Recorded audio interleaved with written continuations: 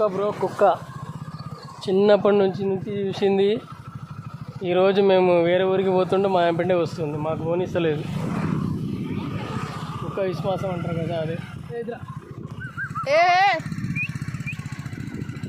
కుక్క విశ్వాసం అంటారు కదా, అదే అసలు వదిలిపెడతలేదు, కూర్చుంటలేదు.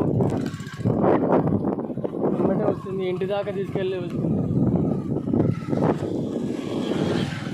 చూడండి ఫ్రెండ్స్, ఇప్పటికీ 8 కిలోమీటర్లు వచ్చినాము. ఇంకొక 40 కిలోమీటర్ అయితే ఇంటికి వెళ్తాము.